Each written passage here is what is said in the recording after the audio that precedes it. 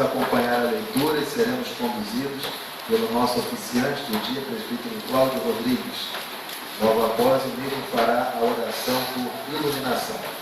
Lucas, capítulo 7, versos de 11 a 17.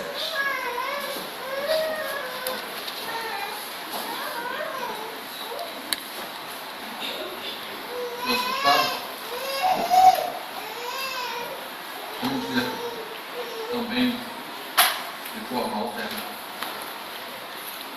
A ressurreição do filho da viúva de Naim. Em dia subsequente, dirigia-se Jesus a uma cidade chamada Naim, e iam com ele os seus discípulos e numerosa multidão. Como se aproximasse da porta da cidade, eis que saía o enterro do filho único de uma viúva, e grande multidão da cidade ia com ela. Vendo-a, o Senhor se compadeceu dela e lhe disse: Não chores.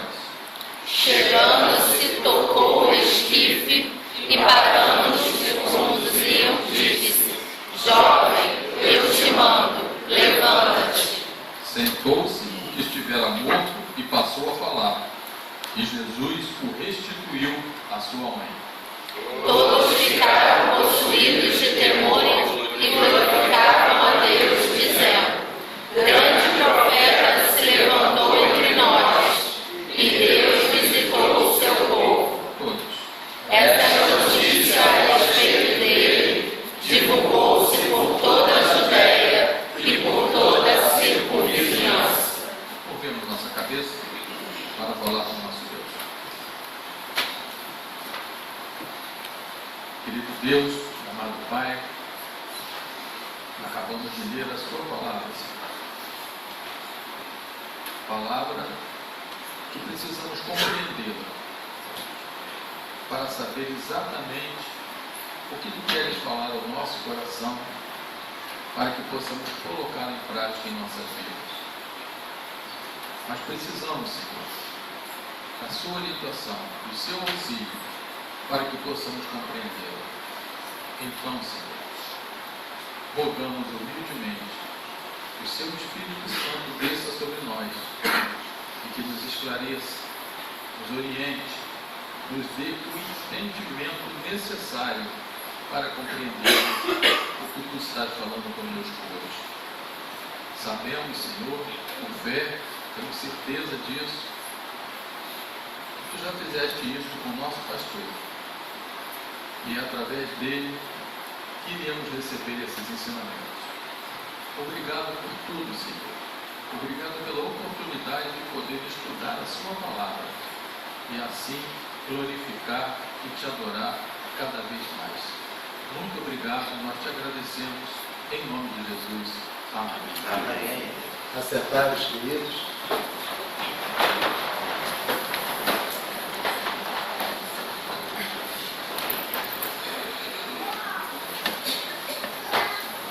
Lucas 17, Lucas 7, de 11 a 17, é um texto que recentemente nós já conversamos sobre ele como igreja. No entanto, é muito válido sempre a reflexão em cima desse texto. A igreja consegue me ouvir bem? Perfeito. Lucas 7, de 11 a 17, a ressurreição do filho da viúva de Naim. Em dia subsequente ao quê? O que aconteceu antes? É só ler o texto. O que aconteceu? A cura do servo deu. Nós conversamos sobre isso domingo à noite. Em dia subsequente, dirigia-se Jesus a uma cidade chamada Naim, e iam com ele os seus discípulos e Jesus acabou de dar uma ordem para que o servo do centurião fosse curado. Ouve-se que o garoto no mesmo instante ficou bom. Uma numerosa multidão começa a andar com Jesus. Consegue imaginar? Olha, não está muito difícil imaginar, né? Basta nós irmos no centro da cidade, excepcionalmente dias de quinta ou sexta-feira, que nós vemos os protestos, as grandes multidões, cada uma delas dando palavras de ordem acerca das suas ideologias. Independente de certo ou equivocado, o que interessa é o indivíduo que carrega um viés ideológico, automaticamente ele agregará pessoas que têm este mesmo viés ideológico. Confere? Então você imagina um pouquinho a Cinelândia lotada. Basicamente era Jesus andando. E a palavra diz, como se aproximasse da porta da cidade, eis que saía o enterro do filho único de uma... Filho já é um tempo. E quando é filho único, não é? Alguém aqui é filho único? Quem é filho único? Temos muitos filhos únicos. Muitos. Não vou perguntar quem gostaria de ser filho único, senão você está assinando um decreto pedindo a ele o sumiço do outro irmão. Nada dessa. Agora, ser filho único é uma coisa comum. Os pais criam o filho achando que este filho não é egoísta. É impressionante. Ele no colégio, ele compartilha tudo, ele aprende os brinquedinhos dele, ele compartilha com os amiguinhos. Ele não é egoísta, é filho único, mas eu criei bem. O filho único só vai perceber o quão egoísta é quando ele é imerso na vida e não tem mais o pai ou a mãe para emitir algum tipo de parecer. Nessa hora é que ele percebe que muitas vezes ele não compartilha as coisas. Ele somente entrega aquilo que para ele já não lhe é mais tão importante, é diferente. Ele prefere comprar algo novo para dar para alguém, mas não abre mão daquilo que é seu. É diferente. Características de filho único. A palavra do Senhor diz que um filho único de uma mulher cujo marido a consolava, não é isso?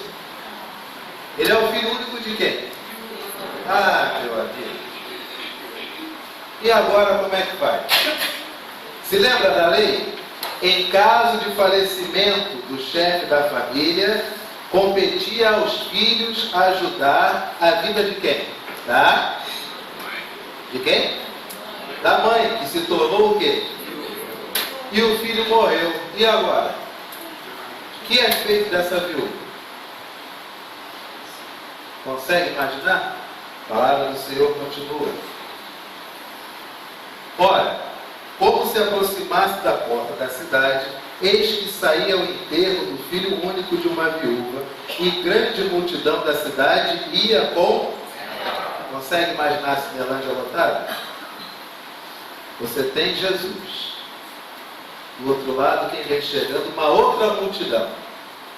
Dessa vez, a multidão que vem seguindo o cortejo. Aquela multidão que vem dizendo, tadinha, quem que vai ser dela, hein? Tadinha, só tinha um filho, hein? Esse filho já não é, mas tadinha, só tinha esse filho, né? Marido prestava, nunca prestou. Marido era um homem bom, talvez não fosse, tadinha, hein? E agora?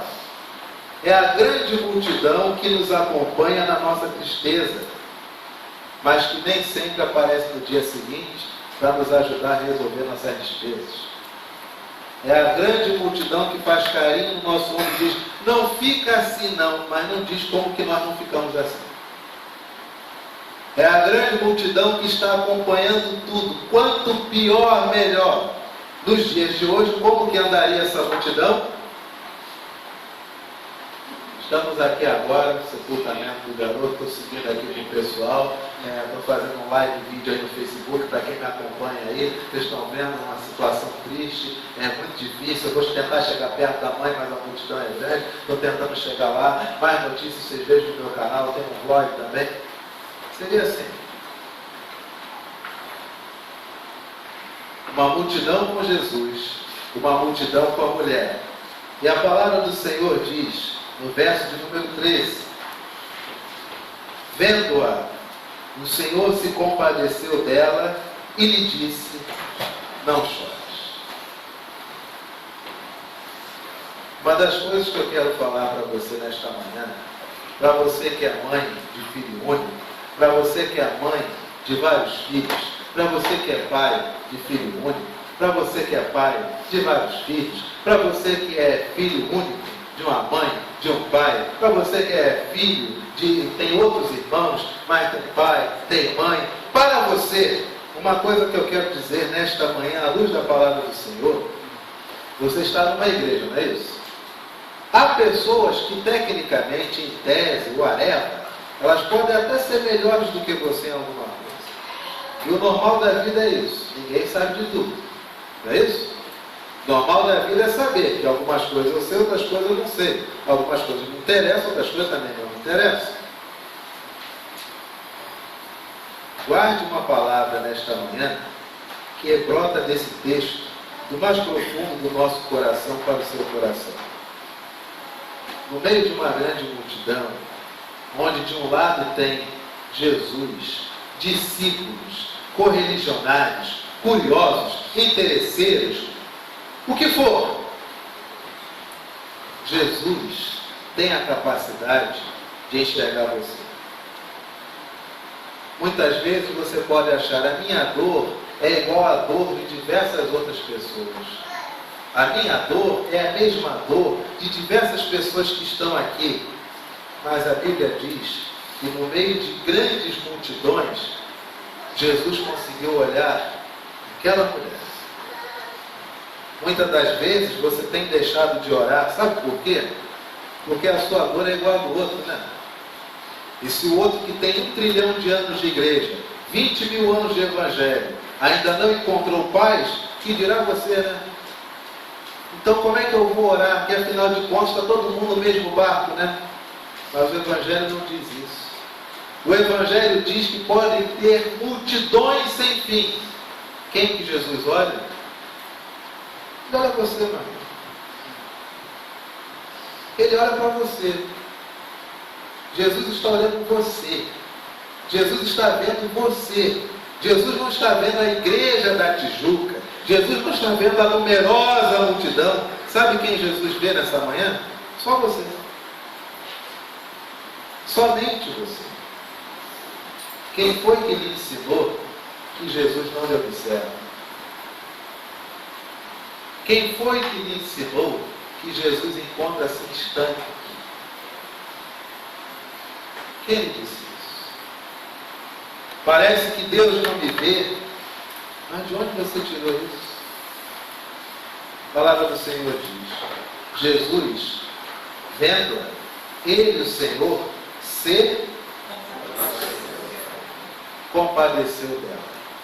O que é compadecer-se? O que é isso? Compadecer-se é sentir ou ter o quê? Compaixão. E o que é compaixão? O que é a compaixão? Uma paixão com. O que é compaixão? Compaixão é sentir a mesma coisa que o outro está sentindo. Por isso que quando você diz, tadinho, fiquei com uma pena dele, só diz que teve pena quem nada fez. Porque a pena é isso. Eu estou do lado de fora e tenho pena de todo mundo. Compaixão, eu não tenho tempo de sentir pena, porque está doendo em mim. A dor que o outro está sentindo está doendo em mim. Eu sei o que é isso. Compaixão é sentir em si aquilo que o outro está sentindo. Nunca vou esquecer o dia minha filha me foi tirada, me foi levada para aquele abrigo, aquele dia 13 de abril de 2015, à noite, coração completamente esfacelado, arrebentado, sem cara para olhar para o lado, sem cara para olhar no espelho, sem cara de nada, sem saber o que sentir, só sabendo que a vida era um vazio, a vida não tinha sentido, perplexidade total, o que fazer, vontade de não entrar em casa, vontade de não passar no quarto da neném, nada. Me lembro de duas coisas. A primeira eu posso falar, a segunda não edifica ninguém. A segunda foi: como que eu vou poder me enfronhar naquele abrigo que eu não sei onde é e garantir que minha filha seja minimamente assistida e não seja bulinada. Essa foi a segunda coisa que eu pensei naquela noite. A quem eu devo ir, a quem eu devo recorrer, o que eu devo fazer? A primeira coisa que eu pensei, que foi muito mais profunda, foi a seguinte: se o Evangelho é encontrar Jesus e ver o que Jesus está dizendo no meio das circunstâncias, minha filha foi tirada de mim, a mãe se faz de forte, eu não existo mais em mim mesmo, cadê Jesus? Cadê Jesus? Senhor, onde é que o Senhor está nessa história? E a palavra que me veio à mente me trouxe muito mais consolo do que qualquer tipo de versículo ou circunstância. A palavra que me veio à mente muito clara, deitado, sem saber se ia dormir, foi: a dor que você está sofrendo, Deus sabe o que é isso, porque Deus também já perdeu um filho para o Estado. Pôncio Pilatos condenou o filho dele. O filho dele foi perdido para o Estado. Ele sabe o que você está sentindo. E a primeira coisa que eu pensei depois dessa palavra foi: dos males o menor. Deus teve que aguardar 3 dias para o filho dele ressuscitar dentre os mortos. Se a minha filha morresse, eu teria um luto de pelo menos 2 anos para que ele se solidificasse e ficasse completo. Presta bem atenção. Compaixão é sentir o que o outro sente. Compaixão é saber o que o outro está sentindo. A palavra que me trouxe conforto em 13 de abril de 2015 foi que Deus sabia o que eu estava sentindo. Na sua vida, sabe o que acontece? Deus sabe o que você está sentindo. Você perdeu um filho, Deus também perdeu. Você ganhou outro filho, Deus ganha filhos todo dia, todo segundo. Você passa pelos mais diversos traumas, não tenha dúvida. Jesus passou pela maioria deles. Não consegue perdoar porque sente-se traído? Jesus sabe isso com maestria, meu amigo. Jesus sabe andar com gente que fala que é uma coisa, mas na hora H é outra. Ele sabe disso tudo. Você se sente roubado? Jesus sabe o que é isso. O que é que Jesus não sabe que você está vivendo que Jesus não viveu? A palavra do Senhor diz que, vendo-a, o Senhor se compadeceu dela. Jesus se compadece de você. Jesus não tem pena de você. Jesus sente nele o que está passando por você. Ele sabe o que é isso. A palavra do Senhor continua. Vendo-a, o Senhor se compadeceu dela e lhe disse, 2 pontos. O que está escrito aí? Pode repetir? Mas Jesus parece que às vezes ele é meio esquisito, não é? Faz as coisas as mais extraordinárias, mas pede para a gente fazer umas coisas que não tem sentido nenhum. Quem pode mais, pode menos, não é verdade? Concorda comigo? Quem pode mais, pode menos? Beleza. Ele olha para a tumba onde está sepultado Lázaro, o que ele diz? Retire a pedra. Mas o mesmo homem que consegue ressuscitar o morto, não tem poder para afastar a pedra? E por que ele manda afastar a pedra? Sabe por quê, não? Porque Jesus só faz o que só ele pode fazer. O que eu e você podemos fazer, nós temos que fazer. Resolver as circunstâncias, as mais profundas do coração, ele pode fazer. Não chorar, eu e você podemos fazer. É curioso, porque Jesus parece que trabalha sempre no anticlímax. O ambiente é todo de quê? Tristeza. O que Jesus diz para a mãe? Nos dias de hoje, que insensível! Como pode um Deus, concebido por uma cultura dessas, pedir para uma mãe que perdeu um filho, não chorar? É porque Jesus trabalha com a realidade da existência. Jesus não trabalha com as ilações e fantasias inerentes às circunstâncias que eu e você construímos para sentirmos conforto com respeito às coisas que nos submetem. Jesus trabalha com a realidade da vida. Na realidade da vida, nós nascemos. Se nós nascemos, um dia todos nós iremos o quê? Isso para Jesus é algo natural. E Jesus trata tudo que é natural com naturalidade. Mas nos nossos dias, nós estamos atribuindo anormalidade às coisas que antigamente e até hoje são o quê? Naturais. Exemplo, sepultamento da nossa irmã Natalícia. É natural terem crianças no ambiente? É. É natural todo mundo ficar triste? É. E não pode passar daí. E não passou. Porque sepultamento, batismo, nascimento, vida, amor, briga, guerra, paz, abraço, carinho, é algo natural. Você ficar traumatizado com uma circunstância é algo natural? Sim, tem até nome, trauma. E como é que você vence um trauma? Tratando o trauma na proporção que ele tem. Qual é a proporção dele? É natural. Você não precisa passar 5 anos no Tibete para se curar de um trauma. Basta você enxergar a vida com naturalidade. Lamentavelmente, nos nossos dias, acabou-se o sentido de tudo aquilo que é natural. Infelizmente, nós estamos cada vez mais criando bolhas de fantasias, onde tudo aquilo que não ocorre dentro do nosso referencial de certo ou errado é tratado de forma anormal.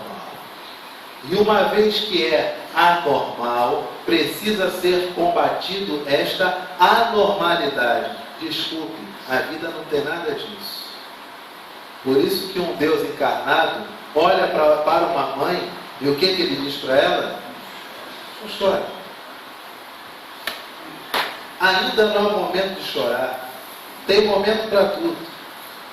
E uma das coisas que eu acho curiosas é que Deus sempre nos pede, sempre recomenda que o nosso abrir de coração seja no mais profundo de uma intimidade. Eu não vejo nos evangelhos Jesus em uma grande multidão dizendo: agora, choro coletivo. Agora, quebrantamento todo mundo ao mesmo tempo. Agora, grande clamor de todos. Sempre é no canto, sempre afastado, sempre é recomendando a pessoa. A palavra do Senhor diz: vendo-a, o Senhor se compadeceu dela e lhe disse: não chores. Chegando-se, tocou o esquife e, parando os que o conduziam, disse: jovem, eu te mando. Curioso, né? Jesus faz umas coisas que no primeiro momento a gente não entende. Quem pode mais, pode menos, não é verdade? No túmulo de Lázaro, ele manda retirar a pedra. Nesse aqui, ele se achega e o que ele faz com o caixão, com o esquife? Toca no esquife. O que ele faz? Para. Mas para quem? Está escrito aí. Quem que ele interrompe no trajeto? Os que conduziam. Parando os que dele fazer o quê? Os que o conduziam. Mamãe, preste atenção. Papai, preste atenção. Talvez você esteja vendo seu filho, sua filha, neto, indo de mal a pior. Talvez a rota seja de desgraça, talvez a rota seja de tragédia, talvez a rota, o trajeto, o percurso seja o pior das existências. Só quem pode parar essa trajetória é Jesus, tá? Porque se depender de nós, a gente vai chorando, carregando para jogar para o tombo. Só quem pode parar procissões macabras é Jesus. Faça a sua parte e deixe que Jesus faz o que só Ele pode fazer. Não chorar, você pode. Perceber que Jesus olhou você, você pode. Saber que Jesus sente o que você está sentindo, você pode.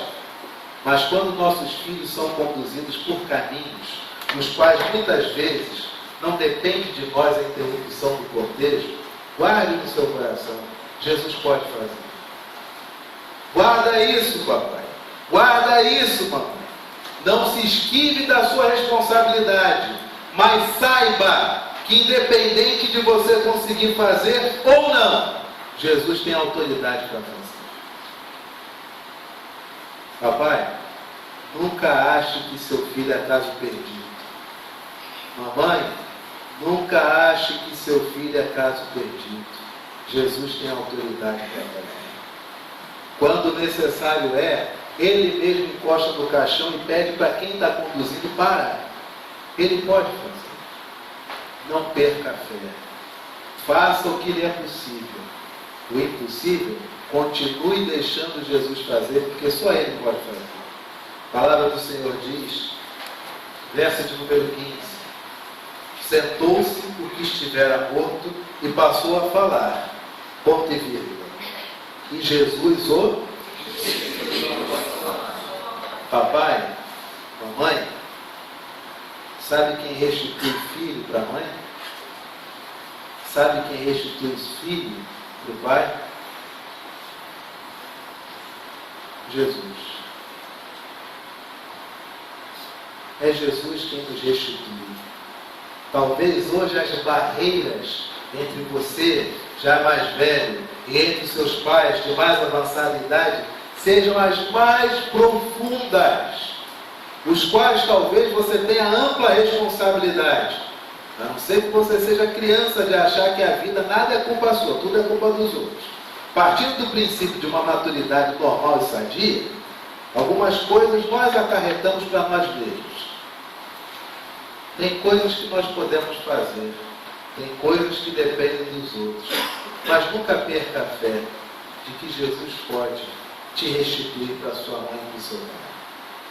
Nunca perca a fé de que Jesus pode restituir o seu filho, a sua filha, a você. Nunca perca essa fé. Não faça isso. Sabe por quê? Em determinadas circunstâncias, tudo depende de bom senso, conveniência e paciência. Bom senso, conveniência, paciência. Só isso. Agora, enquanto isso não acontece, enquanto você não é restituído à sua mãe ou ao seu pai, enquanto os relacionamentos não se tornam saudáveis, enquanto as arestas não são aparadas, abra a sua Bíblia.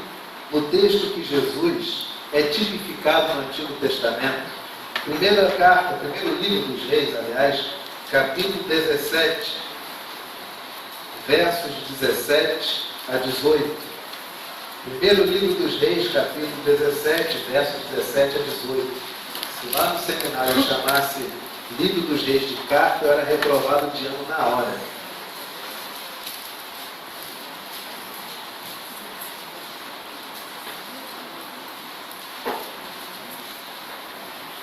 Primeiro livro dos Reis, capítulo 17, versos 17 e 18.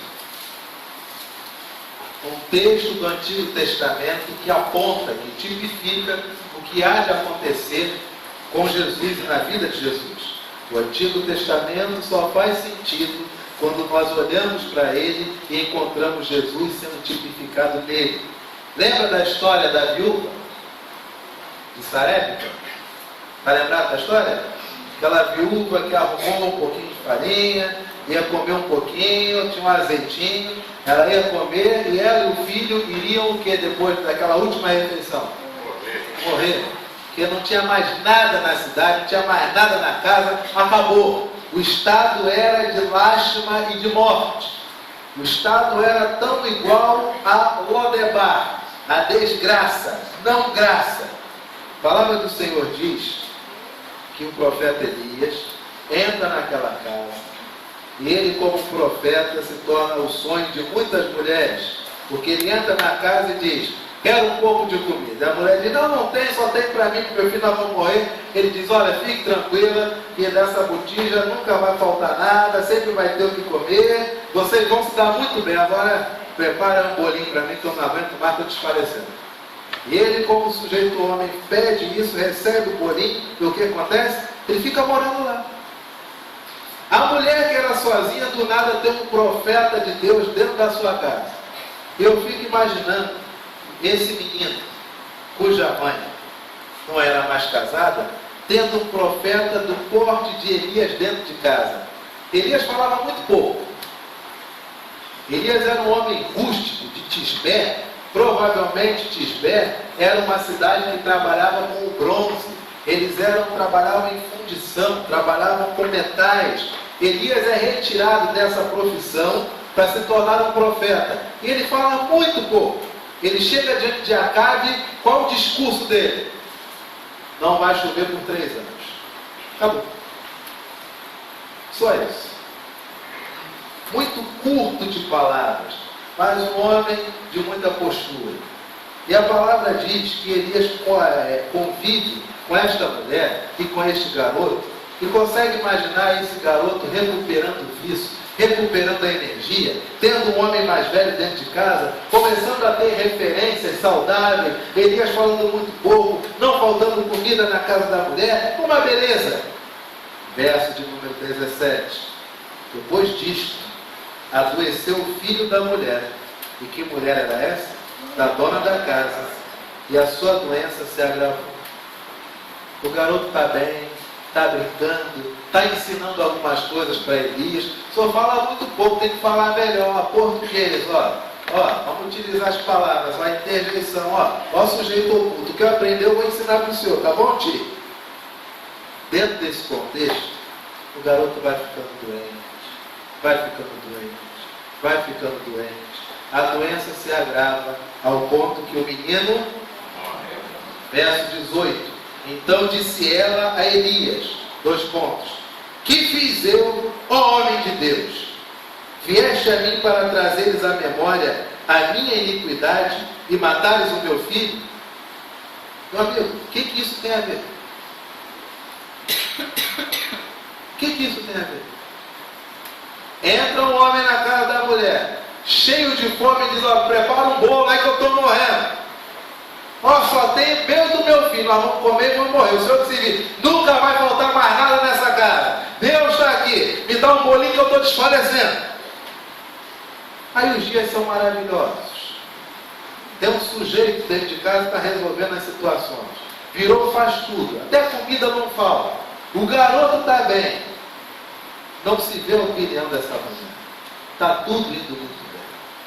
Mas a doença chega, se agrava, o garoto morre, e essa mulher, no seu lamento, no seu pranto, no seu desespero, o que ela diz? Que fiz eu, ó homem de Deus. Situações de dificuldade servem para nós fazermos um pouquinho de autorreflexão, de autoanálise. Está passando por uma dificuldade, casa está caindo, desgraça chegou, se sente morando com Mefibosete em Lodebar, reflete um pouquinho, não faz mal não. Caminhe para dentro do seu coração, com toda a maturidade e com toda a honestidade do universo. Meu amigo, você quer encontrar-se com Deus, não é isso? Cada dia mais você quer conhecer Deus, não é isso? Sim ou não? Sim. Vocês não querem conhecer Deus, igreja? Vamos fechar, vamos embora. Vocês querem conhecer Deus cada vez mais? Sim. Onde é que está o reino de Deus? Dentro do coração. Dentro de onde? E para você conhecer Deus, você tem que ir para onde? E por que não vai? Por que vai para YouTube? Por que vai comprar trilhares de livros para saber sobre temas? O crente é o indivíduo que lê 3 livros sobre jejum, para chegar à conclusão que a melhor coisa que ele tem que fazer é começar a jejuar. O crente lê 20 livros sobre o poder da oração. The power of prayer. Se for em inglês, então, caramba, agora sim. Aí ele chega à conclusão do óbvio. E tu, quando fores orar, entra no teu quarto e fechada a tua porta, falarás com teu pai. E teu pai, que te vê em secreto, lê 40 livros sobre oração, não traz recompensa nenhuma não, tá? E traz recompensa é o pai te ver fazendo, tá? É tão óbvio e simples, mas nós queremos as dificuldades, as bolhas emocionais e fantasiosas que nós conseguimos fantasmagorizar tentando eclodir na realidade. E o que é que acontece? Infinitas subjetividades tratadas como se fossem verdadeiras. Em português, claro, nós vivemos o que não existe. Tem livro sobre jejum, não faz você jejuar. O que faz você jejuar é fechar a boca. Pronto. Aprender, conhecer Deus, livro sobre quem é Deus, não faz você conhecer Deus. O que faz você conhecer Deus é olhar em Jesus onde Deus está. Pronto. Meu amigo, 99% dos seus problemas ficam resolvidos se tratar a vida com naturalidade. Mas essas construções de bolhas fantasiosas, essas buscas de unções, retratações de passado, vencimento de traumas anteriores com cura interior, balela, cascata. Jesus trata com a maior naturalidade do mundo. Mulher, chama lá teu marido. Tenho não, Senhor. É verdade, já foi casada 5 vezes. O que você está morando hoje nem é teu marido. Normal, natural, não é verdade? É verdade natural. Eis a verdade. Só que Jesus encontra uma mulher que encara a vida também com naturalidade. E não é que é verdade? Sou profeta, hein? Vou chamar a rapaziada. E a mulher vai e traz todo mundo. Por quê? Natural. A palavra do Senhor continua. Verso de número 18. Que fiz eu, ó homem de Deus? Por mais que na sua vida aconteçam coisas e circunstâncias que não tenham a ver com você, será que de tudo que lhe tem acontecido você está incólume? Ou você tem algum tipo de culpa nesse cartório? Tudo que está acontecendo na sua vida, tá, a culpa é dos outros, mas não tem nada com você, nada. A palavra do Senhor continua. Que fiz eu, ó homem de Deus? E agora, olha só. Vieste a mim para trazer-lhes à memória a minha iniquidade. Meu amigo, esse é o nosso amor. É o amor egoísta. O filho morre e a gente quer saber qual a nossa culpa no cartório em relação a Deus. Esse é o nosso amor. Morre quem a gente ama, quem a gente diz. E agora, o que vai ser? De mim. Mas e o morro? E agora, o que eu vou fazer da minha vida? Mas e o morro, que não tem mais vida para viver? Esse é o nosso amor. Um amor profundamente egoísta. Sabe o que a mulher diz? Vieste a mim para trazer-lhes à memória a minha iniquidade. Essa mulher tinha culpa no cartório, tá? O que ela fez? A Bíblia não diz. Também não interessa. Mas fato é, essa mulher não estava 100% pura na história, não. Alguma coisa rolou. Quando o filho morre, ela acha que é consequência do quê? Do pecado dele. Sabe o que muitas vezes acontece conosco? Nós nos tornamos igual a essa mulher. Ao invés de tratar as coisas com a naturalidade da vida, nós achamos que tudo é consequência do quê? Pecado. Perdi o emprego. Meu Deus. O senhor está me cobrando o meu pecado. Poxa, quantos brasileiros são pecadores também ultimamente, né? Caramba. Minha aposentadoria não chegou. Ai, meu Deus. Eu estou em pecado. Não. Se chama Estado, não quer pagar. Pecado do Estado. Não é seu não. Mas muitas vezes nós somos assim. Quando as circunstâncias se acometem, nós achamos o quê? Consequência de pecado. Pode ser, mas também pode não ser. Na dúvida, faça como diz a ceia, que é o que nós vamos participar agora. Examine-se, pois, o homem a e então, abre o contínuo. O que ele faz? Coma do pão e beba do cálice. Enquanto as nossas crianças retornam para participar da celebração da ceia junto conosco, nós temos que trazer aqui um motivo de oração de uma senhora chamada Mércia Portela. A Mércia é irmã de uma senhora que tem frequentado aqui a nossa igreja, e a Mércia está no estado de saúde muito fragilizado e conta com as nossas orações. Grave no seu coração Escreva no seu boletim este nome, Mércia Portela, carece das nossas orações. Nossa irmã Rutileia, graças a Deus, está em franca recuperação, cada dia está podendo falar um pouquinho mais do que as recomendações, mas ainda segue recuperando-se. Devemos orar também por todos aqueles que estão passando por as mais diversas crises normais, naturais, inerentes a quem está vivo, tanto as questões do Estado, quanto do município, quanto também do nosso bairro, e até mesmo, por que não, da nossa rua, as nossas mais diversas questões. Nessa hora, curvemos as nossas cabeças, fechemos os nossos olhos, enquanto os presbíteros revelam à comunidade os elementos que o Senhor trouxe para nós nessa manhã, como meio de graça do Senhor, nós vamos orar. Oremos, aguardemos